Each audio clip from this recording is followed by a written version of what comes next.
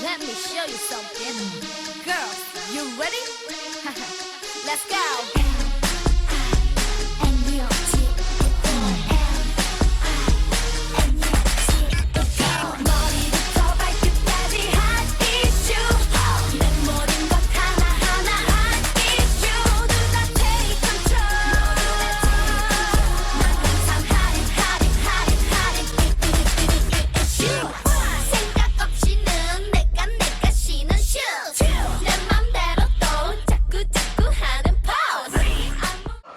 Magandang umaga sa inyong lahat at ito ang Hot Issue na Liliya!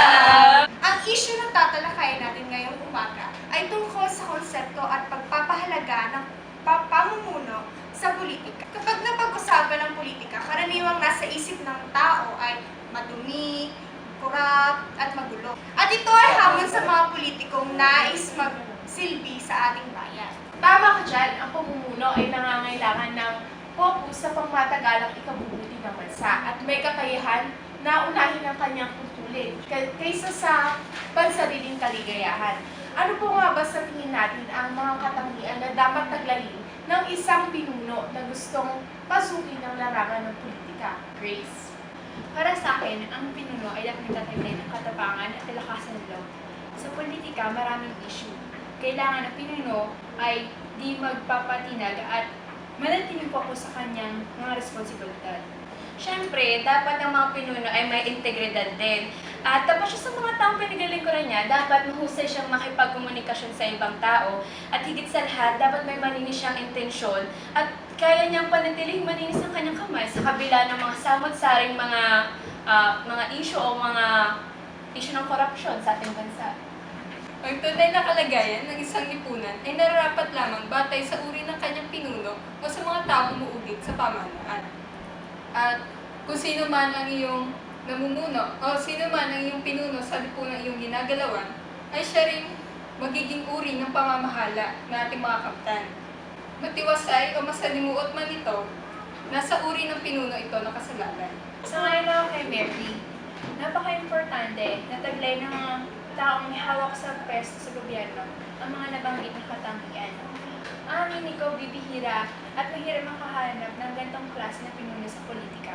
Tama, kung may makikita pa tayong mga pinuno na may ganyang katangian, di naman nila gustong pumasok sa politika dahil ayaw nila sa kapangyarihan. Dalawa lang naman kasi ang klase ng taong gusto maging pinuno sa politika. Isang may malinis na hangarin at isang sadyang may makapal na talagang mukha. Ngunit sa kabila nito, importante ding may pinuno tayo sapagkat siya ang gagabay upang magkaroon ng kaayusan at may mapapatunguhan ng ating bansa. Sa araw na ito, inimbitahan namin ang isa sa pinaka-kontrobersyal na pinuno sa ating panahon. Mga manonood, Judge Marbinay. Magandang umaga sa inyo lahat. Sa tingin ko, marami sa ating mga manonood ang nagtatanong sa kabila ng mga kontrobersya. Masasabi niyo po ba kayo ay isang mabuting pinuno? Oo naman. Ano po ba ang mga katangian ninyo na nagsasabing ako ay isang tunay na leader? Ako na po ang sasagot para sa kanya. Sino po ba kayo? Ako si Gov Pogi. At masasabi ko sa tagal na pinagsamahan namin ay kaya kong sagutin ang mga katanungan. Una sa lahat, pagdating sa kakayahan, karanasan sa key issues at track records, masasabi kong wala nang masuhusay pa sa ating Vice Presidente. Naging mayor ng Makati. At ngayon, pangalawang pangulo ng ating bansa. Kung sisilipin ang resume niya ngayon, makikita ko natin marami na siya naging karanasan at pinagdaanan sa politika. Ang isang pinuno kasi, Gov Pogi, ay dapat maalam sa layunin na kanyang tinatahak upang magabayan ang mga nasa ilalim ng kanyang responsibilidad.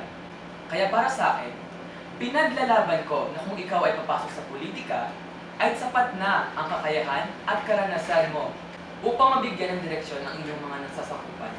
Ayan, isa pa yan. Taglay niya ang isang sandata ng wastong pangangatwiran. Ang isang magaling na pinuno ay masigasig na gusto mapabago ang kanyang mga nasasakupan laban sa kahirapan, kabuktutan at kamangmangan. At yan ang ating Vice President. Marami Marami akong plano para sa ating bansa. Kabilang dito ay luwagan ang mga patakaran para sa mga nagsisimula pa lang na magnegosyo. Gayon din ang pagbibigay sa kanila ng pinansyal na impormasyon upang magabayan sila sa pagnenegosyo. Nais ko rin magkaroon ng reforma sa Electric Power Industry Reform Act upang bumaba ang singil sa kuryente. Talaga naman, base sa mga sinabi niyo, naniniwala ko na isang mabuting pinuno si Vice Presidente Jojo Martinez. Salamat. Salamat. Ngunit huwag kang pakasiguro, Grace, kasi hindi lahat ng tao pwedeng mamuno, hindi lahat ng tao dapat mamuno, at hindi lahat ng tao kayang mamuno. Sa tingin ko, iba-iba ang pananaw natin tungkol sa pamumuno at kung sino gusto nating mamuno. Ngunit pasalamatan muna natin ang ating Vice Presidente Jojo Martinez, pati si Gov. Thank you po. Thank you, sir. Hanggang sa susunod, ito ang Hot Issue! Nabilis